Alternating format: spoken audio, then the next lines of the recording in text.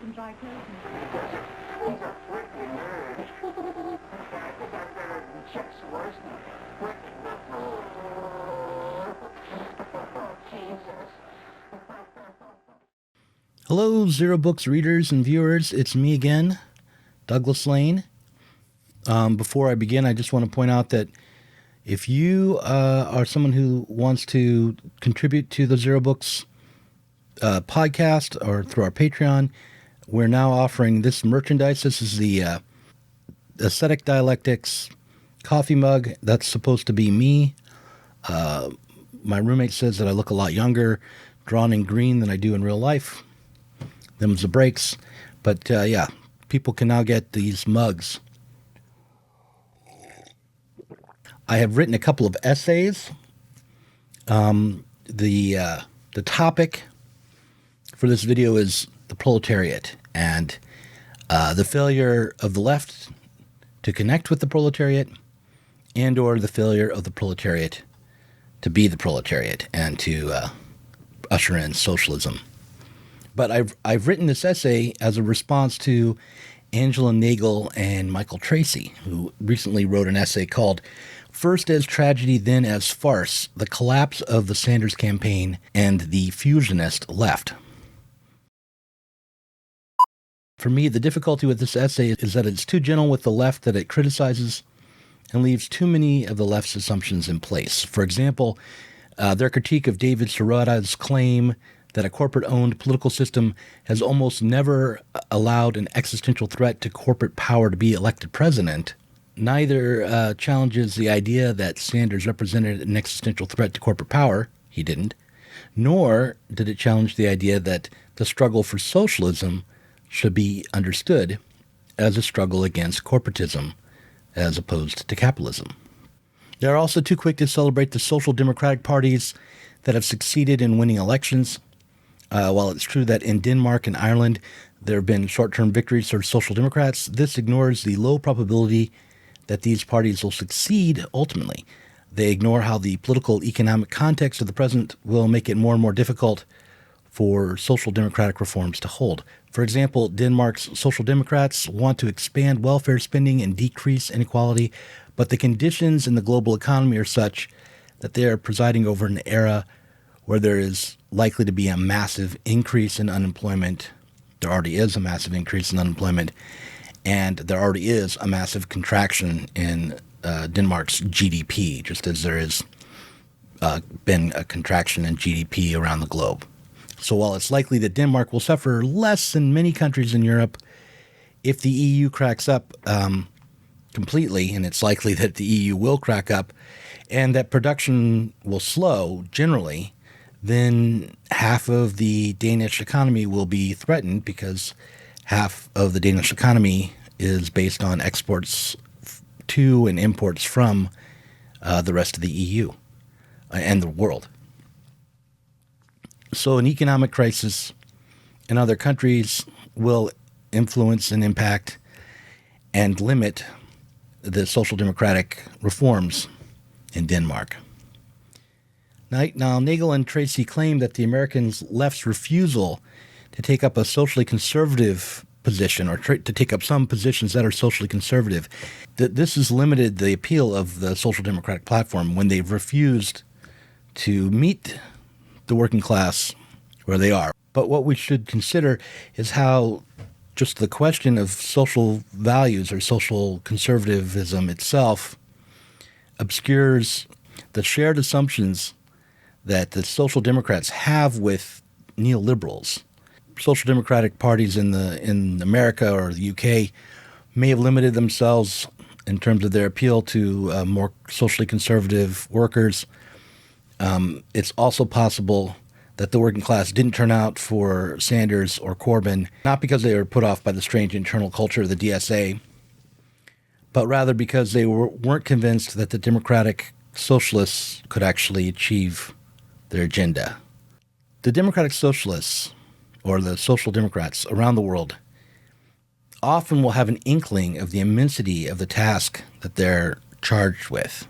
For instance, in an essay for Jacobin called Social Democracy is Good but Not Good Enough, Bhaskar Sankara wrote that history shows us that achieving a stable welfare state while leaving capital's power over the economy largely intact is itself far from viable. But then he went on to suggest that moving beyond social democracy would involve pushing back against capital's power to withhold investment. His vision for how to overcome the limits of social democracy is that he would use the state to compel capital to invest. The problems that arise from a lack of or a decline in profitability can't be overcome, not even with the use of force, unless that force first devalues enough capital to allow for reinvestment, or that force changes the mode of production, gets rid of capital. So you don't try to push back against capital's power to withhold investment. You change the social relations so that the construction or development of capital is no longer the aim of investment. Okay, so what Michael Tracey and Angela Nagle miss is that it isn't this current left or just the American or Anglophone left that has a problem attracting working class support. But in fact, this difficulty with the proletariat has been the most prominent difficulty for socialists since the end of World War II, at least, and maybe even since the writing of the Communist Manifesto. So a good example of the difficulty that the proletariat presents to the left can be found in Horkheimer's 1943 essay on the Sociology of Class Relations. It was written while Horkheimer was living in exile during the Second World War, at a time when the failure of the German Revolution of 1918 and 1919 was as memorable to him as Back to the Future 2 and the fall of the Berlin Wall are to me. Horkheimer was convinced that the capitalist system had overcome its core contradictions and that the struggle for socialism had, at least for a time, ended. He was not quite the conservative Hegelian that Fukuyama was after the end of the Cold War, but he nonetheless believed that he'd reached the end of history. Why? Because the working classes could no longer be relied upon to act in the interest of socialism. Reading Horkheimer's critique of consumer society today, reading this essay he wrote in 1943, it seems culturally relevant to me, because we live in a society where we're all immature. We all seem narcissistic. We're all caught up in our own particular lives. We don't have connection to one another, but see ourselves through the things that we buy, say. But it's important to remember that this critique of consumerism came out of a theory that fundamentally misunderstood the base of society and overestimated the power of the state. So consumer society was supposed to completely placate the proletariat and be the major obstacle to overcome because Pollock and Horkheimer and Marcuse and Adorno and all these Frankfurt School guys thought that the state monopolies could overcome the contradictions that arise out of the production of value and out of market competition forever. In fact, they thought the state had done away with market competition, and they thought that market competition was the primary realm in which these contradictions arose. So putting this question of the proletariat in the context of the defeat of the Bernie Sanders campaign, we can all witness the current social democratic left wrestle with the failure of this moment to connect with the proletariat or with working class people.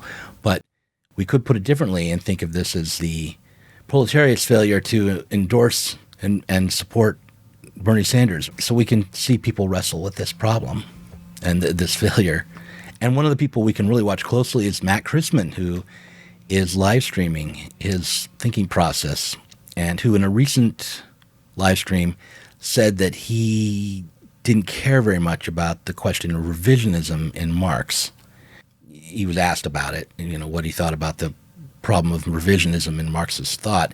And he said that it should be dismissed because it was, and not really taken seriously, because it wasn't a question that made any sense in this moment, because it was just an esoteric question asked by people who were more concerned about developing their brands as revolutionaries, developing some fantasy version of themselves, rather than people who were truly trying to wrestle with political reality, that it was a question for another era. that doesn't matter now. But I think, in fact, the question of revisionism, as esoteric as it might seem, is a serious question, because the ideas of Marx and the way we understand political economy shape the kinds of politics that we develop. Even if we think the political economy is irrelevant, that itself shapes the kinds of politics that we develop. Matt Christman's thinking is colored by the theoretical assumptions of the socialism that defined his era, which really goes back probably at least to Horkheimer, probably all the way back to Bernstein. In the 19th century, after the Long Depression, and a moment where there was a disappointment in the failure of the revolutions in Europe, and the fact that the economy was booming again. So the Long Depression ended. There hadn't been the development of socialism out of it, and instead there was a new era of a boom for capitalism. What people who were part of the crisis in Marxism put forward was the idea that we needed to revise our understanding of Marx's categories and reject some of Marx's ideas because they had been disproven by history. The workers' wealth was increasing. The workers themselves were fragmenting into sectors or rackets and unable to take up a universal struggle. But I think both Bernstein and Horkheimer failed to see how their historical moment arose and failed to understand that social reality was something that was moving and changing based on the law of value. That's left for would-be revolutionaries today, then, does need to be reframed. We need to take the fact of revisionism and the defeat that represented, and basically how the old defeat from the 19th century influenced and distorted Marxism. We need to take that into account. So that means that the problem for us is not that consumerism has created a conservative working class that's fragmented and in competition with other workers and that will never be brought into an existential crisis by the contradictions of capitalism, but rather that when workers fail to respond to an existential crisis in self-defense, capitalism proves to be able to resolve its own contradictions. So at the end of Nagle and Michael Tracey's essay on the Sanders campaign, they claim that the left wing in America is willing to self-annihilate in order to save liberalism. But I think the problem for the left is that the proletariat are sometimes willing to self-annihilate in order to save capitalism.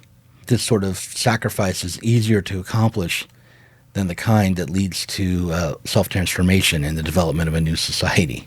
Now, I'm not saying the same thing as Horkheimer.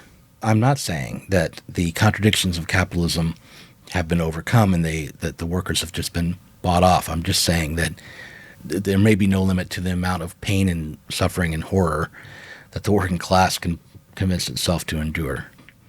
You know, the thumbnail for this video features a picture of Michael Tracey and the mascot Gritty.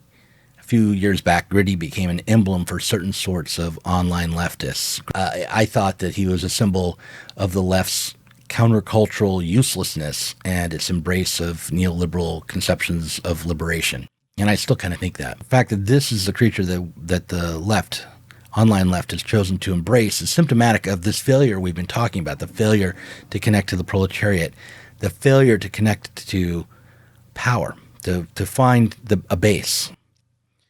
This is a revolutionary left that was described in a recent volume of Endnotes as a group of freaks and deviants, and that has been described as freaks and deviants since 1939, I think. There was an essay by Sam Moss where he described the radical revolutionary left as a group of freakish individuals who had turned on society and had developed a radical theory precisely because they'd failed to succeed in the society on its own terms, for personal reasons, as a kind of racket maybe. But I think that when crisis hits, the proletariat itself becomes freakish and more fragmented, and that it's only through the recognition and acceptance of that freakishness in each other that we might be able to come together. So it's only by understanding the errors that have brought us here that will lead us to ever overcome history. And one of those errors is the social democratic turn itself and the error of revisionism.